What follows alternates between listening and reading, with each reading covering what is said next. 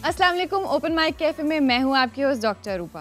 नाज़रीन, पाकिस्तान में मौजूद बहुत से मसाइल में से एक मसला सेहत भी है।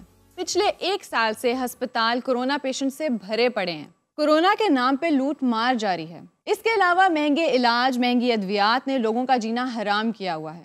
प्राइवेट हस्पतालों में क्या क्या प्रॉब्लम्स हैं, क्या इरेगुलरिटीज़ हैं, क्या मिसमैनेजमेंट है, आज के शो में बात करेंगे अपने पैनलिस्ट से, डमी म्यूजियम से आए चंद गेस्ट से, और इसके साथ साथ हमें गेस्ट पैनल पे ज्वाइन किया है डॉक्टर नुमान अरशद ने। आप इंटर्निस्ट हैं एक गवर्नमेंट हॉस्पिटल में, और उनके साथ मौजूद है डॉक्टर मरियम हुसैन। अस्सलाम वालेकुम। जी वालेकुम अस्सलाम। अस्सलाम वालेकुम कैसे हैं सर? FJ, क्या हाल है आपका? मैं ठीक हूँ जी, आप कौन हैं? सर, ये जो हमारे पहले साहब बैठे हैं ये एक प्राइवेट हॉस्पिटल के ओनर हैं और डॉक्टर भी हैं। A very rich doctor. Raja Bilawal Nafees नाम है जी मेरा।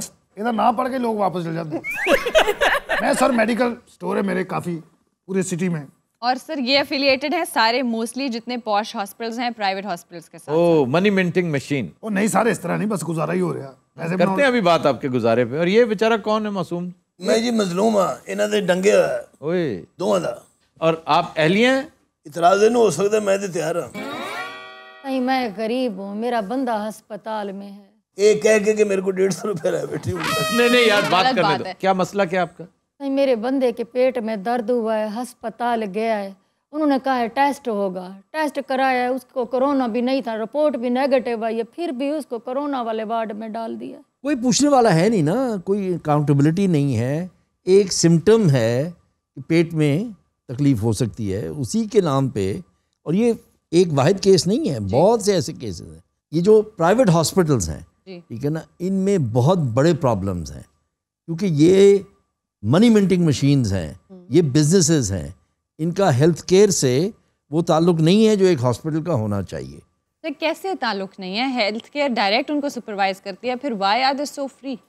कर रही होती तो ये कुछ हो ना रहा होता, ठीक है ना। There is suppose to be regulator, ठीक है ना, जिसका काम है। हर चीज का रेगुलेटर इस मुल्क में बराए नाम मौजूद जरूर है। जी सर। वो अपने फराइज अदा कर रहा है या नहीं, ये एक अलग बात है। हाउएवर, एक जो अहम बात है ना आज की, आज का शो मेरा ख्याल है हम फोकस उसी पे रखेंगे। और केस स्टडी हमारे पास, very interesting case study, absolutely, जिसके लिए हमने मेहमानों को भी बुला रखा है। कि हम रोज सुन लेते हैं कि जी बहुत बड़े बड़े हॉस्पिटल्स हैं, ऊंची दुकान, फीका पकवान। हाउ इज इट पॉसिबल कि एक इतना बड़ा नाम है, एक प्राइवेट गिने चुने 4-5 तो टॉप के लाहौर में प्राइवेट हॉस्पिटल, जिनको मैं 5 स्टार हॉस्पिटल्स कहूंगा, बुटीक हॉस्पिटल्स हैं, क्योंकि ये हेल्थ मर्चेंट्स हैं, मैं ये कहूँगा। ठीक है, एक सर्विस फराम कर रहे हैं, ओके, बड़ी अच्छी बात है। जो अफोर्ड कर सकता है वो चला जाता है, जो नहीं कर सकता नहीं जाता। आयरनी ये है कि पैसे वसूल करने के बावजूद आप सर्विसेज का 50% भी नहीं देते। इस हवाले से हम आज डिस्कशन करेंगे कि एक ताज़ा तरीन केस लाहौर में रूनुमा हुआ कि जो कोरोना सस्पेक्ट, ये क्या है और इसके पीछे साइंस क्या है। इसके लिए डॉक्टर नुमान हमने बुला रखे हैं। डॉक्टर नुमान महज डॉक्टर ही नहीं है, एक ह्यूमन बीइंग है, एक पेशेंट के बेटे हैं, अटेंडेंट है, उसके अटेंडेंट, और वो पेशेंट जो खुद डॉक्टर, एक बुजुर्ग डॉक्टर, बुजुर्ग शहरी। ज़रा डॉक्टर साहब आप बताइए कि क्या मामला हुआ था, इंतहाई इख्तिसार से, ताकि हम उसकी फिर डायसेक्शन साथ साथ करते जाएं। जी, मेरे वालिद साहब जो है उनको शुगर, ब्लड प्रेशर और दिल के मरीज़ हैं। सांस का मसला उनको पहले भी हो जाता है। जब उनको सांस का मसला हुआ तो मैं उनको लाहौर के एक मशहूर प्राइवेट हॉस्पिटल में लेकर चला गया। उन्होंने इनिशियली हमारे टेस्ट करवाए और हमें कोरोना सस्पेक्ट करके कोरोना के फ्लोर पे शिफ्ट कर दिया। अच्छा, उनकी जो मेडिसिन दी, क्योंकि मैं खुद डॉक्टर हूँ, मैं उनको रिक्वेस्ट करता रहा फर्स्ट डे कि ये बहुत ही हाई डोज हैं, स्टीरॉइड हैं, हाई डोज नेफ्रोटॉक्सिक ड्रग्स हैं। मेरे वालिद साहब की किडनी पहले ही मुतासिर है, लेकिन बदकिस्मती से पूरा दिन गुजर गया, किसी भी कंसल्टेंट ने उनको नहीं देखा। जो शुरू में एक दवाई लिख दी गई उसी पे इक्तफा किया गया, मेडिसिन लगती रही, तबीयत उनकी मज़ीद बिगड़ गई, उनके फेफड़ों में पानी भर गया, हम इसको पल्मोनरी कंजेशन कहते हैं, वो हो गई। नेक्स्ट डे डॉक्टर साहब आए तो उन्होंने उनको मज़ीद फ्लूइड लगा दिया, जिससे रात तक उनकी तबीयत बहुत वर्सन हो गई। रात को नेफ्रोलॉजिस्ट को हमारी दरख्वास्त पे बुलाया गया, जिन्होंने मेरे वालिद साहब को देखने से इनकार कर दिया। उन्होंने कहा जी क्योंकि ये कोरोना सस्पेक्ट है तो मैं इनको देखूंगा नहीं। वो अपने रूम में ही उन्होंने डिसाइड कर लिया कि इनके डायलिसिस होंगे। खैर वी वेंट थ्रू डायलिसिस, अब्बू बेहतर हो गए, वापस फ्लोर पे आ जाते हैं, बदकिस्मती से उनको कुछ 4-6 घंटे के बाद हार्ट अटैक हो जाता है। जब हार्ट अटैक हुआ तो मैं उनको कहता रहा कि इनको चेस्ट पेन है, मरीज़ खुद कहता रहा कि मुझे हार्ट पहले अटैक हो चुका, ये वही दर्द है, पर nobody was listening him। 2 घंटे के इसरार के बाद जब ECG हुई तो हार्ट अटैक नज़र आ गया।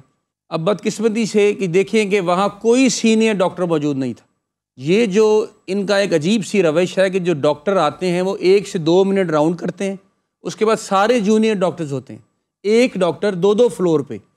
खैर हमने जब मेडिसिन का उनको कहा तो बेसिक जो प्राइमरी मेडिसिन थी, जो लाइफ कहते हैं ना, लाइफ सेविंग दवाइयाँ, जिसमें डिस्प्रिन थी, तो डिस्प्रिन तक ना अवेलेबल नहीं थी सर, वो भी हम खुद ही लेके आए।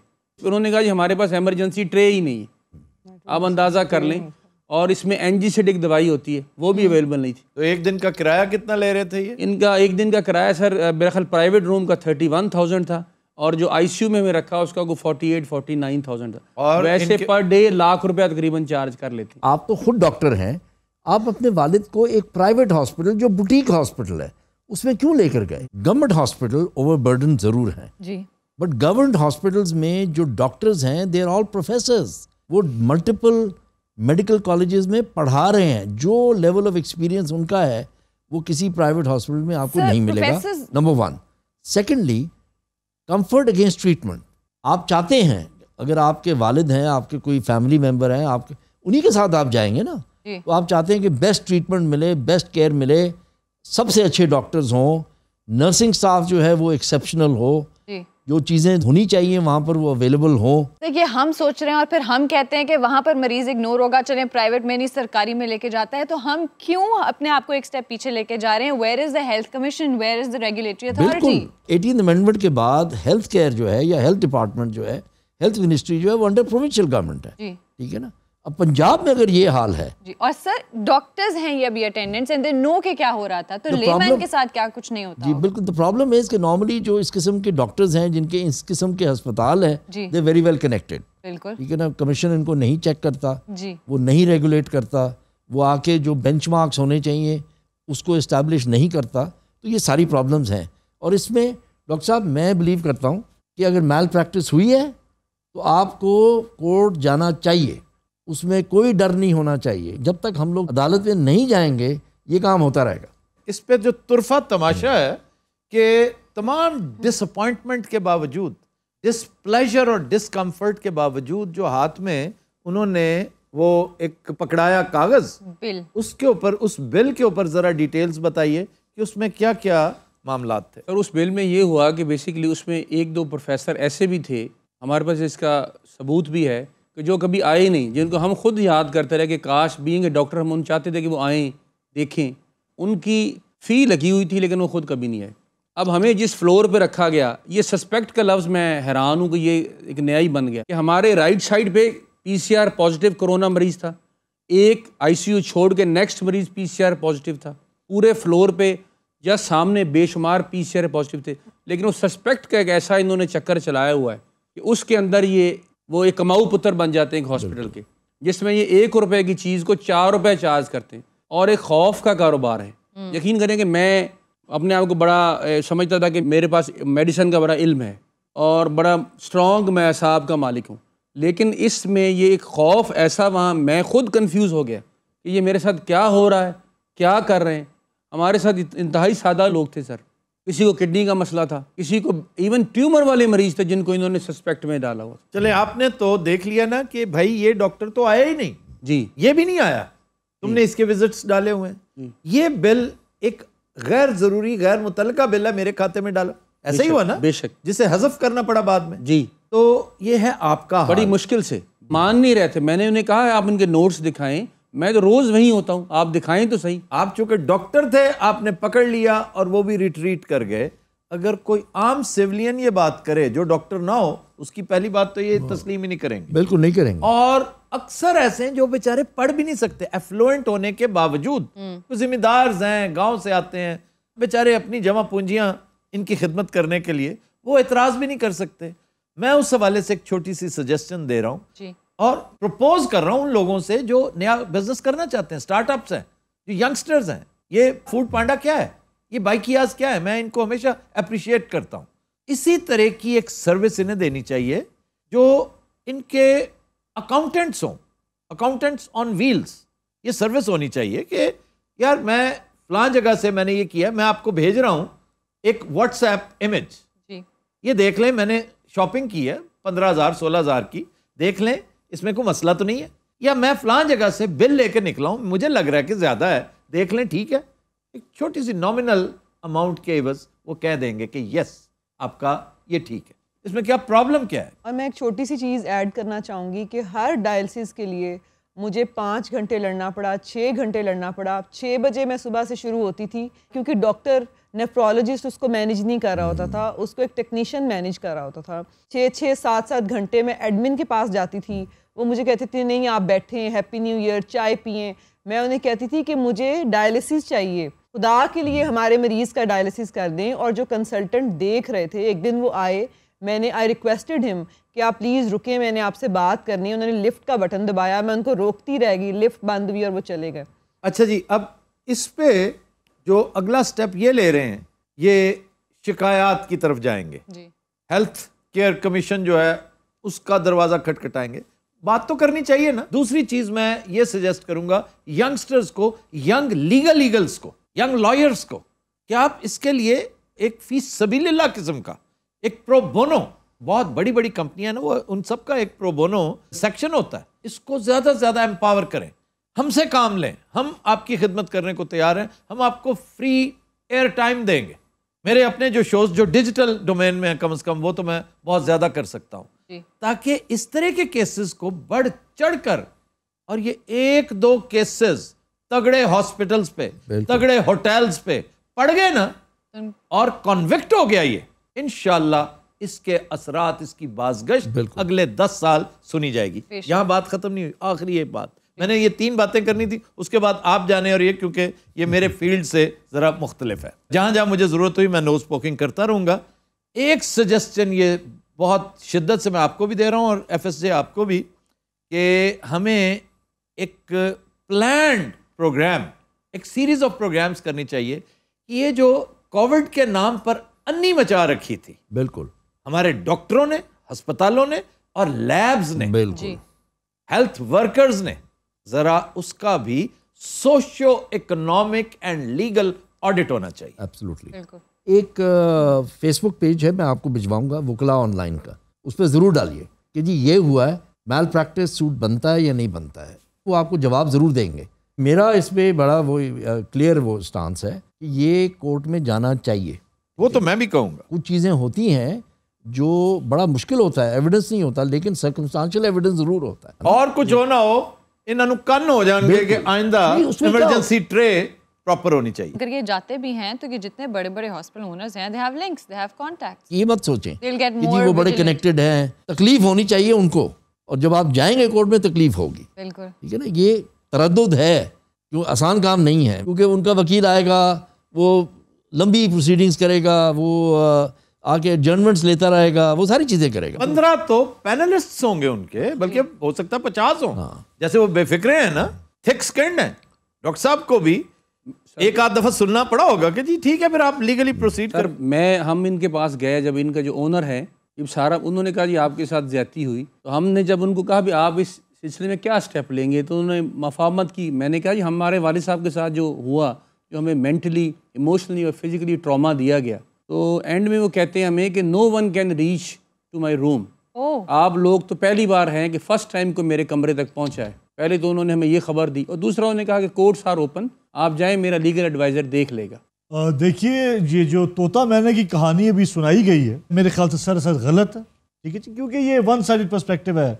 आफ्ताब साहब, आप एक तो करोड़ों अरबों रुपए कमाते जा रहे हैं अंधाधुंध, पता नहीं उसका ऑडिट भी प्रॉपरली होता है कि नहीं, आप टैक्स भी प्रॉपरली देते हैं कि नहीं। क्या टेंशन है कि मैं करोड़ों कमा रहा हूँ, अरबों कमा रहा हूँ, सर हम इस कौम के लिए काम नहीं कर रहे। आप पैसे ले रहे हैं, उसे डबल ट्रिपल चार्जेस दे रहे हैं, और फैसिलिटीज नहीं दे रहे जैसे वो कह रहे हैं। डॉक्टर, ये आपको नहीं कहना चाहिए, आप खुद एक डॉक्टर हैं, आपको ये बात मैं यही तो हैरान हूँ, जितना दुख मुझे इस बात का हो रहा है, आई थिंक यहाँ पे और किसी को नहीं होगा, कि हमने ओथ क्या लिया था। एक डॉक्टर कह रही है आपसे, शर्म करें।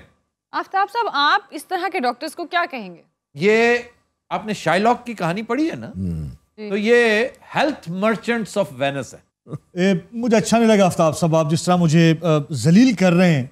आपको मैं तो जलील कर ही नहीं सकता, हेल्थ केयर कमीशन नहीं कर सका, गवर्नमेंट नहीं कर सकी। आपको जलील वो करेगा जिसके कब्जा कुदरत में सारा कुछ है, और एक लम्हा लगेगा, आप तमाशा देखिएगा। ਤੁਸੀਂ ਮਰਨਾ ਨਹੀਂ ਗਾ। मरना सबने मेरे भाई, मरना तो सबने। अच्छा स्लो बोलो, ਤੁਸੀਂ ਇੱਥੇ ਹੀ ਨਾ ਮਰ ਜਾਣਾ। अच्छा जनाब, मैं एक सवाल पूछना चाहता हूँ। जी जनाब जरूर पूछिए। नहीं आपसे नहीं, ये फार्मेसी वाले भाई साहब से। ओ जी सर।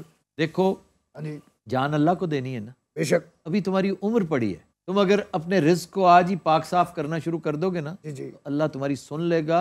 इस रिस्क को कमाने में और हंडाने में बहुत मजा आएगा तुम्हें। सर गल करोगे तो कुछ समझ आएगी ना। मैं ये कह रहा हूं कि नेकी करना चाहते हो कि नहीं? जी सर। आज कैमरे के सामने डिस्क्लोज करो कि क्या क्या जराइम है जो तुम लोगों की नाक तले होते हैं, तुम्हारी और इस डेविलिश कैरेक्टर की। एक दफा बता दो ताकि लोग उस पर गौर तो कम से कम कर सकें। सर की कहते हो? देख लो, तुम्हारी मर्जी है। क्यों सर? देख लो, उसकी मर्जी देख लो, अपनी देखो या अल्लाह की देख लो। नहीं मैं अल्लाह की मर्जी देख। चलो, अगर अल्लाह की मर्जी देखनी है ना तो गो अहेड, शूट। ये बताइए कि आप ड्रग्स की जो प्राइसिंग है, हाँ जी है ना, और जेनरिक एक है ड्रग है, जी जी उसी की 3-4 किस्में हैं। वो एक ही इंजेक्शन जो है वो मुख्तलिफ प्राइस में बिकता है। सेम सॉल्ट, सेम चीज़ है, सेम सॉल्ट, हाँ जी ठीक है ना। जी। तो क्यों आप महंगा वाला बेचते हैं? यानी वही सॉल्ट 200 का भी है और बिल्कुल। वही 2000 का भी है। ये नहीं बोल सकता, वो उसकी तरफ देखता है और उसकी बोलूंगा। जान निकल जाती है। सर गल पता की है, ब्रांड का फर्क तो ਹੁੰਦਾ ही है। अब ब्रांड का फर्क होता है। हाँ जी, जॉगर सारे इको ਜਿਹੇ ਹੁੰਦੇ, लेकिन नाइकी की क्या बात। ये जस्टिफिकेशन दे रहा क्या बेहुदा है, शर्म भी नहीं आ रही। ਭਾਈਨ ਜਿਹੋ ਜਿਹਾ ਗਾਹਕ ਉਹ ਜਿਹਾ ਸਮਾਨ।